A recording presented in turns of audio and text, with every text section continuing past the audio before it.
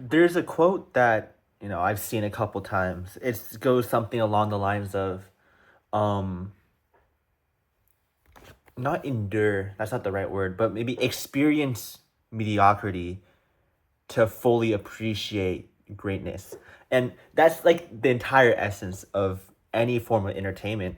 You have to watch bad movies in order to appreciate, or not bad movies, you need to watch average movies to truly appreciate the very amazing movies that come out, Like a movie like Interstellar, which I watched recently, wouldn't hit nearly as hard if I haven't watched a bunch of movies that are, below in quality in terms of that emotional standpoint.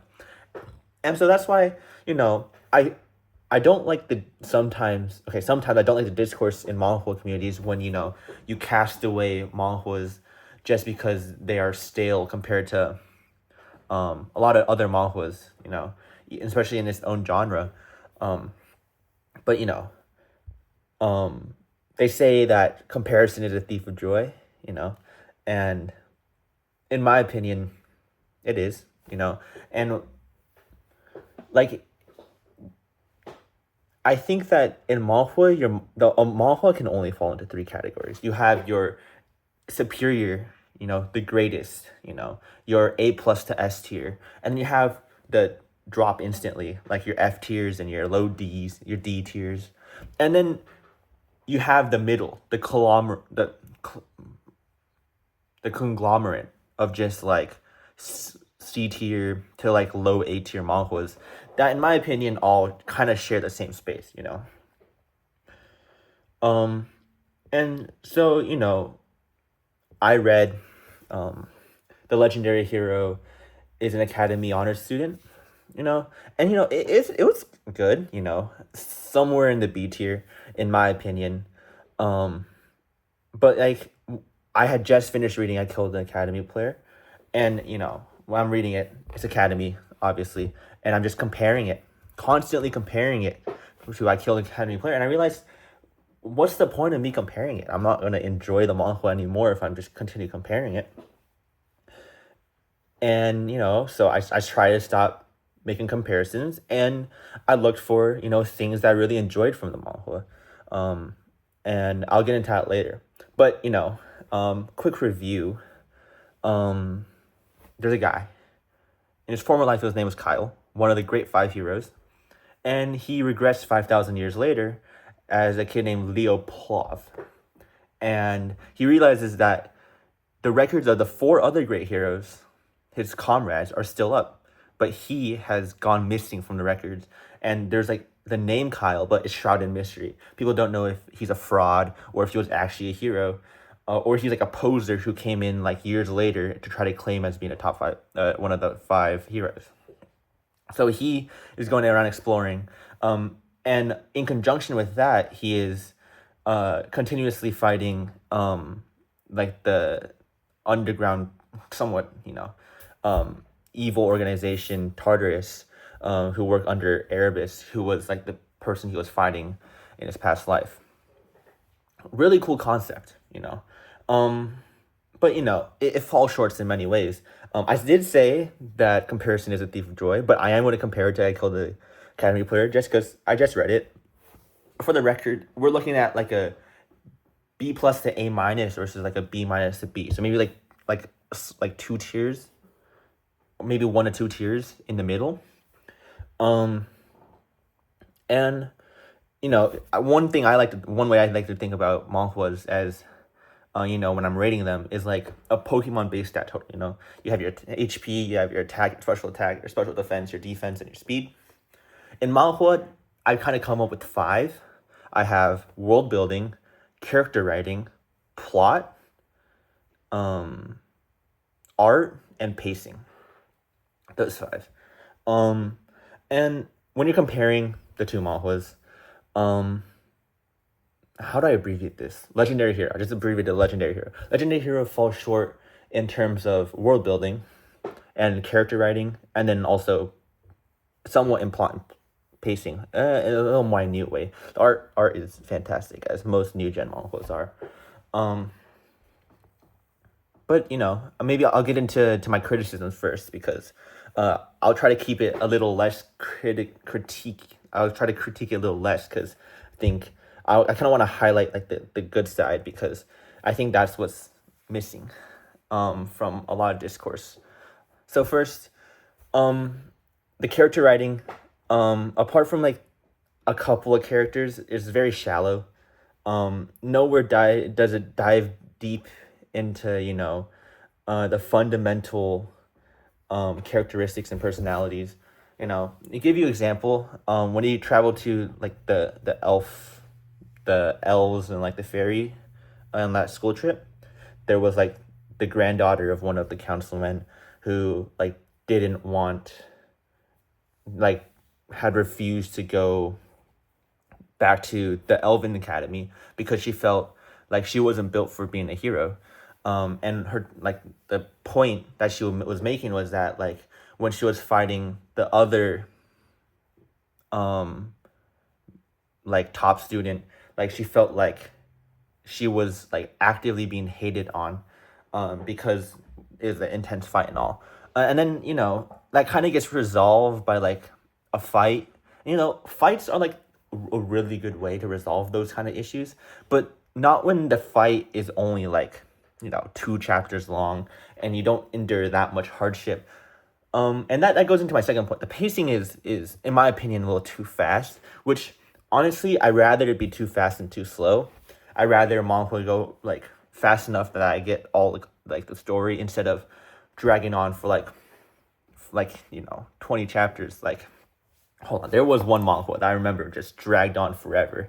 Let's see if I can find it. Heavenly, no. Maybe wanna lower. There was one merman that I just remember was like so long. It's like, and the character writing was like really bad in this too. It's like, let's see if I can try to like drag. Let's see if I can like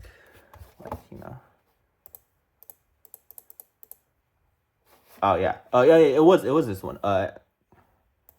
Heavenly Inquisition Sword. Yeah. Yes. I'd rather be really fast than really slow. But being really fast, it means that you have a lack of character development, especially like the main character. Like at this point, I like stopped critiquing main characters in general because, like, when they have the specific archetype of being very reserved, very calculated, like that's just what manga is boiled down to at this point. So you can't really critique that in any way. Yeah. Art, pacing, arcs, writing, surface level. Yeah, the plot is very linear. Things happen one after the other. There's nothing like, oh, that happened 20 chapters ago, let's revisit that for a little bit. It's like, oh, this happened.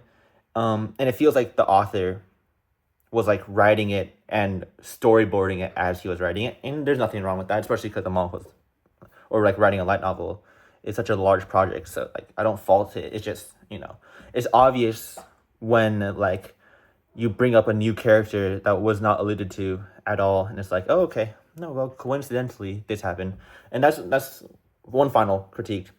I think there's way too many coincidences. I think the events that happen are way too, like, they're just like coincidences to make the plot happen. Like occasional coincidence is fine, but not when every single plot point is just, oh, and coincidentally Tartarus has infiltrated, or coincidentally there's a Death Knight here, or coincidentally they trapped the entire, and it kind of makes sense. Tartarus is trying to kill like the next generation of heroes and whatever, but at some point, like, the fact that it comes over and over again gets kind of stale. Let me take a quick bite of this cucumber salad. But let's get into some things I really like. There's something that, I'm right now I call it gimmicks. I don't really know what the right word is to describe. It's just like things that make a manga really unique, Solo Leveling, like when it first came out, it was like, oh, Gates and necromancy, and those were like the two gimmicks. You have like Doombreaker, which is like he's part dragon. That's like, and the regression. Those are some gimmicks. Um, what's some other guys? Northern Blade. Northern Blade doesn't really have gimmicks. Kind of just, oh, I mean, that's Silent Knight. That's a writing gimmick. Um, Gimmick, I don't like gimmick. It has too much of a negative connotation. I don't really mean it negatively. I just mean it something that makes it unique, but I don't have a word for it. But in this manhwa, there are two gimmicks. One of which I think I really like, and the other one is just like pretty cool. And so the first gimmick is the alt class. The fact that he would, oh well, okay, regression, but that doesn't really count as a gimmick anymore because it happens so much. The alt class is very interesting because there's three main classes. You have your summoning, your like knighthood and magehood, and that kind of fills the trifecta. And he is all three. You know, he had the phoenix.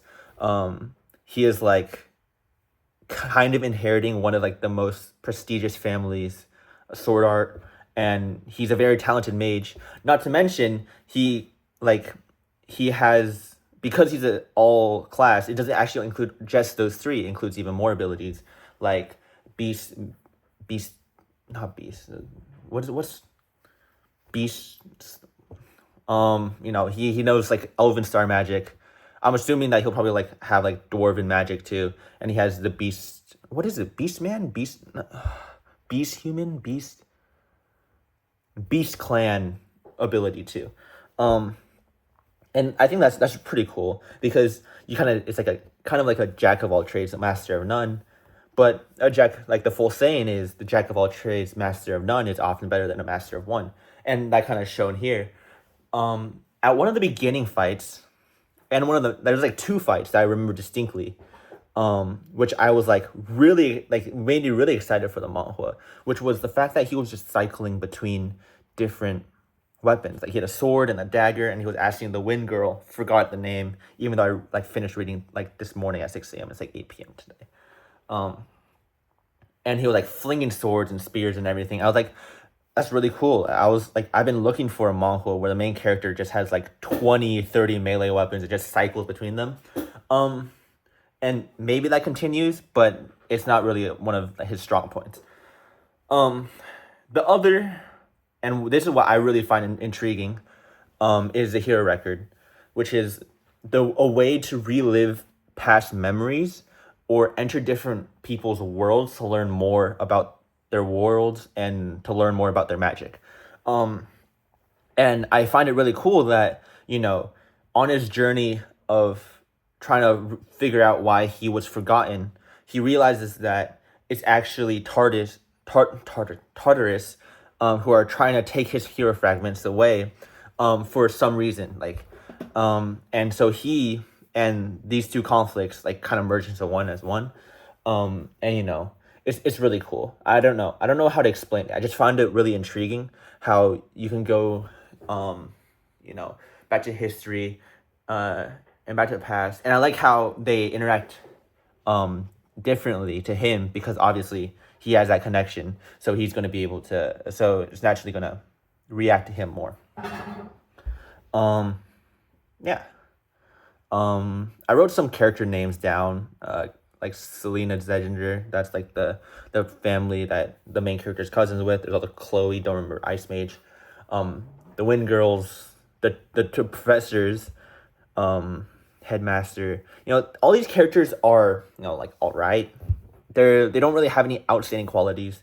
You know, they kind of just feel like generic. You know, the students, his classmates, kind of feel like generic academy, and there's nothing wrong with being generic because at least they're not bad. You know, you follow a formula. You know, it's not gonna be amazing, but it's not gonna be bad. You know, you have like the hot-tempered flame girl. You have like a timid, weak alchemy guy. You know, like, yeah.